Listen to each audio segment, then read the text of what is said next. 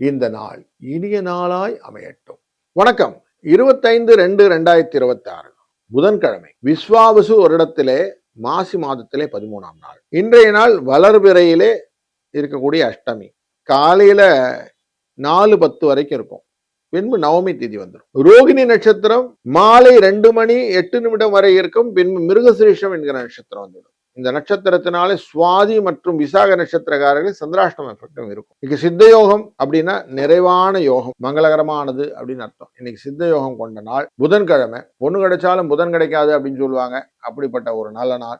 யோகங்களை குறிப்பாக கொண்ட நாள். காலையில 9:30 மணிலேருந்து 10:30 மணி வரைக்கும், சாயங்கால வேலை 6:30லேருந்து 7:30 மணி வரைக்கும் நல்ல நேரம். 12:01 ராகு காலம், 7:09 யமகண்டம், 10:12 குளிகை. வடக்குல சூலம், பால் பரிகாரம். கும்பராசி குளர சூரியனின் இருப்பு நாழிகை 2 வினாடி 51, 6 மணி 30 நிமிடத்துக்கு சூரியனின் உதயம்.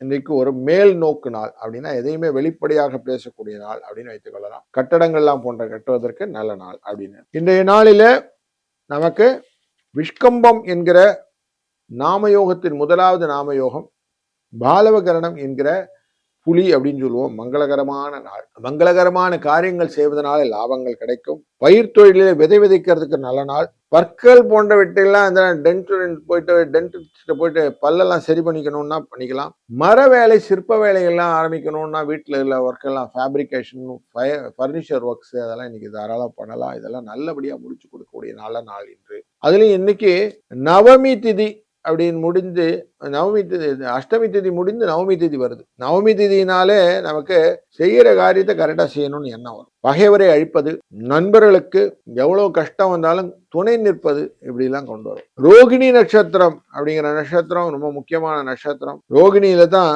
சந்திரன் உச்சமாக மாறுவார். அப்படி உங்களுக்கு ரோகிணி நட்சத்திரத்துல இருக்கிறதுனால இன்றைய நாள் உங்களுக்கு பல விதத்திலும் நன்மையை தருவதாக அமையும். துலாம் ராசி அன்பர்களே, இன்னைக்கு கொஞ்சம் சுவாதி நட்சத்திர விசாக நட்சத்திரக்காரர்களுக்கு சந்திராஷ்டம் எஃபெக்ட் இருக்கிறதுனால கொஞ்சம் பயம் கலந்த நாளாக இருக்கும்.